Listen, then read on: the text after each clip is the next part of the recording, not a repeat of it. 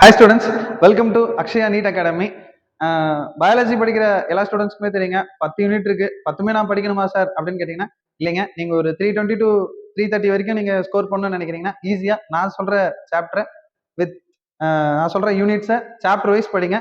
கண்டிப்பா உங்களுக்கு வந்து பாத்தீங்கன்னா 320 டு 330 மார்க் ஈஸியா ஸ்கோர் பண்ணலாங்க. என்னென்ன சாப்டர்ஸ் என்னென்ன யூனிட்ஸ்ல இருக்கிற முக்கியமான சாப்டர்ஸ் மட்டும் நான் சொல்றேன். அந்த ஆர்டர் படி நீங்க படிங்க, கண்டிப்பா உங்களுக்கு மார்க் இன்க்ரீஸ் ஆகுங்க.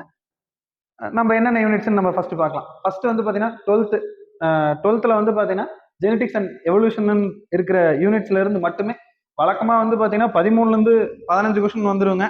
இதுல நம்ம ஃபர்ஸ்ட் ரொம்ப இம்பார்ட்டன்ஸ் கொடுத்து படிக்க வேண்டிய லெசன் நீங்க எடுத்துக்கிட்டீங்கன்னா மாலிகுலர் பேஸ் ஆஃப் இன்ஹெரிட்டன்ஸ்ங்க. குறைஞ்சது 6ல இருந்து 7 கொஸ்டின் வருங்க. 2023 வந்து பாத்தீங்கன்னா இதுல இருந்து ஒரு 9 கொஸ்டின் வந்துருந்துச்சுங்க. போன வருஷம் ஒரு 7 கொஸ்டின் வந்துருந்துச்சுங்க.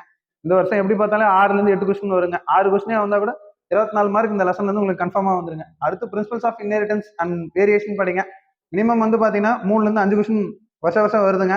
இது அடுத்த இம்பார்ட்டன்ஸ் கொடுங்க. எவல்யூஷன் இல்ல நான் லாஸ்டா படிச்சுக்கிறேன் அப்படின்னா இதை லாஸ்டாவும் ஒதுக்கி வச்சுக்கோங்க. இதுல இருந்து ஒரு கொஸ்டின் இல்லைன்னா 2 கொஸ்டின் தான் வரும். இந்த 2 சாப்டர்ஸ் மட்டும் பக்காவா தரவு பண்ணிக்கோங்க. அடுத்து நீங்க படிக்க வேண்டியது வந்து பாத்தீங்கன்னா 11th வந்து பாத்தீங்கன்னா 11th புக்ல செல் ஸ்ட்ரக்சர் அண்ட் ஃபங்க்ஷன்ஸ் இருக்குங்க. இதுல 3 யூனிட் இருக்குங்க. 3மே ரொம்ப முக்கியங்க.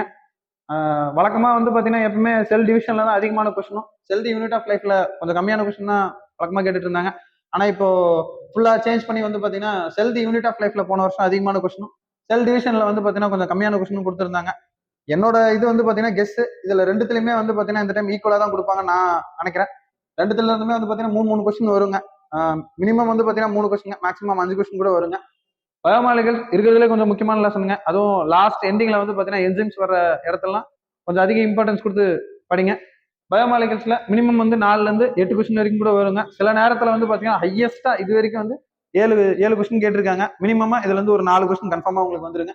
அடுத்து பிளான்ட் பிசியாலஜி படிச்சுக்கோங்க. அதே 11th கண்டினியூ பண்ணுங்க. இதுல photosynthesis, respiration, plant growth and development இருக்குங்க. எவல்யூஷன் எப்படி படிக்க தேவையில்ல அப்படின்னு நான் சொன்னோம். அதுல இருந்து மினிமம் கொஸ்டின்ஸ் தான் வரும். ஃபுல்லா கம்ப்ளீட்டா இக்னோர் பண்ணிடாதீங்க. ஒரு கொஸ்டின் 2 கொஸ்டின் வரும். பிளான் growth அண்ட் டெவலப்மெண்ட் அதே மாதிரி தாங்க. இதுல இருந்து மினிமம் வந்து பாத்தீங்கன்னா ஒரு கொஸ்டின் வருங்க. மேக்ஸிமமே வந்து பாத்தீங்கன்னா 2 கொஸ்டின் தான் வருங்க. ஆனா ரெஸ்பிரேஷன் அப்படி இல்லைங்க. 3ல இருந்து 5 கொஸ்டின் வருஷம் கேட்டுட்டு இருக்காங்க. இதுல ஃபர்ஸ்ட் ரெஸ்பிரேஷன் படிச்சு விட்டுருங்க. அதுக்கப்புறம் போட்டோசிந்தசிஸ் போங்க. போட்டோசிந்தசிஸ்ல 2ல இருந்து 3 கொஸ்டின் வருதுங்க. அடுத்து பிளான் growth அண்ட் டெவலப்மெண்ட் ஒரு கொஸ்டின் மினிமமா வருங்க. சில நேரங்கள்ல வந்து பாத்தீங்கன்னா இந்த லெசன்ல இருந்து கொஸ்டின் கேட்காம கூட போயிருக்காங்க. அடுத்து ஹியூமன் பிசியாலஜிங்க. ஹியூமன் பிசியாலஜியை பொறுத்த வரைக்கும் நீங்க வழக்கமா வந்து இது பெரிய யூனிட்ன்றதுனால இதுல இருந்து தான் அதிகமான கொஸ்டின்ஸ் வருங்க. ஆமாங்க, 15ல இருந்து 16 கொஸ்டின் கூட சில நேரத்துல கேட்கறாங்க.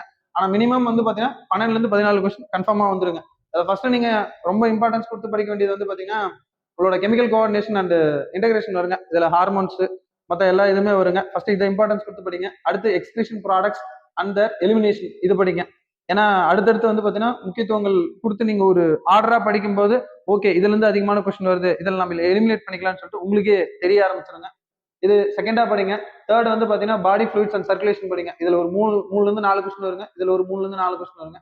இதுல 2 கொஸ்டின் மினிமம் வந்துருங்க. அடுத்து பிரீத்திங் அண்ட் கேஸஸ் எக்ஸ்சேஞ்சில் வருஷம் வந்து பாத்தீங்கன்னா மினிமம் 2 கொஸ்டின் கன்ஃபார்மா கொடுத்துடுறாங்க.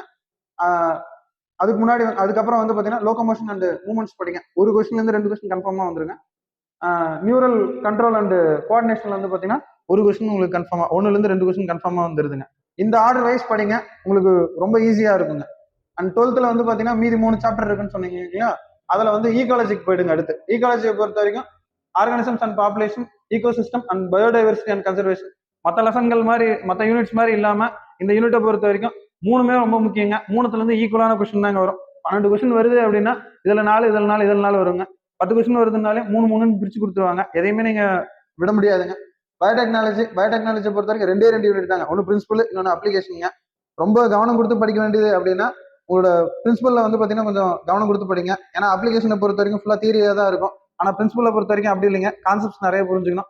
நீங்க பிரின்சிபலை நல்லா படிச்சுட்டு வந்தீங்கன்னா தான் உங்களுக்கு அப்ளிகேஷன் கண்டிப்பா புரியுங்க. 6ல இருந்து 8 கொஸ்டின் கேட்கறாங்க. இதுவும் அதே மாதிரி தாங்க. ஈக்குவல் இம்பார்ட்டன்ஸ் இருக்கும். 3 கொஸ்டின் கேட்கலாம், இல்ல 4 கொஸ்டின் கேட்கலாங்க. லாஸ்டா வந்து பாத்தீங்க அப்படின்னா செக்ஷுவல் ரீப்ரொடக்ஷன், அதாவது ரீப்ரொடக்ஷன் யூனிட்ல 3 யூனிட்ஸ் இருக்குங்க. முதல்ல வந்து பாத்தீங்கன்னா முன்னாடி எல்லாம் ரீப்ரொடக்ஷன்ல இருந்து தான் கிட்டத்தட்ட 10ல இருந்து 15 கொஸ்டின் கேட்டுட்டு இருந்தாங்க ஒரு 5-6 வருஷத்துக்கு முன்னாடி. ஆனா இப்ப அப்படி இல்லைங்க, மாத்திட்டாங்க. இப்போ ட்ரெண்டே மாறிடுச்சுங்க. இதுல இருந்து வந்து பாத்தீங்கன்னா 8ல இருந்து 9 கொஸ்டின் தாங்க வரும். இதுல அதிகமா நீங்க இம்பார்ட்டன்ஸ் கொடுத்து படிக்க வேண்டியது ஹியூமன் ரீப்ரொடக்ஷனுங்க. இதுல ஒரு 3ல இருந்து 4 கொஸ்டின் கன்ஃபார்மா வந்துருங்க. அடுத்து செக்ஷுவல் ரீப்ரொடக்ஷன் படிச்சு வச்சுக்கோங்க. செக்ஷுவல் ரீப்ரொடக்ஷன் ஃப்ளவரிங் பிளான்ட்ஸ் பாட்னில படிச்சுக்கோங்க. இதுல இருந்து 2ல இருந்து 3 கொஸ்டின் தாராளமா கேட்டுருக்காங்க. ரீப்ரொடக்டிவ் ஹெல்த்ல வந்து பாத்தீங்கன்னா ஒரு கொஸ்டின்ல இருந்து 3 கொஸ்டின் வரைக்கும் தாராளமா கேட்கறாங்க. இந்த ஆர்டர் வைஸ் நீங்க படிச்சீங்க அப்படின்னா உங்களுக்கு ரொம்ப ஈஸியா இருக்கும். நான் சொன்ன ப்ரியாரிட்டி லிஸ்ட் ஒரு இதை எழுதி வச்சுக்கோங்க. அதுபடி படிச்சீங்க அப்படின்னா உங்களுக்கு ரொம்ப யூஸ்ஃபுல்லா இருக்குங்க. எதை நீங்க கம்ப்ளீட்டா படிக்கிறீங்களோ இல்லையோ ஜெனடிக்ஸ் அண்ட் எவல்யூஷன் கன்ஃபார்மா படிச்சு வச்சுக்கோங்க. மினிமம் வந்து பாத்தீங்கன்னா இது இந்த யூனிட்ல இருந்து மட்டுமே உங்களுக்கு ஒரு 30ல இருந்து 40 மார்க் தாராளமா வாங்கலாம். அதுலயுமே வந்து மாலிகுலர் பேஸ் ஆஃப் இன்ஹெரிட்டன்ஸ் ஒரு லைன் கூட விட்டுறாதீங்க, ஃபுல்லா கம்ப்ளீட் பண்ணுங்க. சார் எனக்கு இந்த 5 மந்த்ஸ்க்கான ஷெடியூல் வேணும், ஒவ்வொரு இதுவும் எப்படி நான் படிக்கணும்னு ஒரு ஐடியா கொடுங்க அப்படின்னா அடுத்தடுத்த வீடியோல நான் சொல்றேங்க. ஏதாவது டவுட் இருக்கு அப்படின்னா கீழே கமெண்ட்ல வந்து பாத்தீங்கன்னா உங்களோட டவுட்டை டைப் பண்ணுங்க. நான் அடுத்த வீடியோல வந்து பாத்தீங்கன்னா அதை நான் எக்ஸ்பிளைன் பண்ணி போடுறேன். இதைப்படி நீங்க படிச்சீங்க அப்படின்னா 320 to 330 மார்க் வரைக்குமே உங்களால ஈஸியா ஸ்கோர் பண்ண முடியும் நான் நம்புறேன். தேங்க்யூ.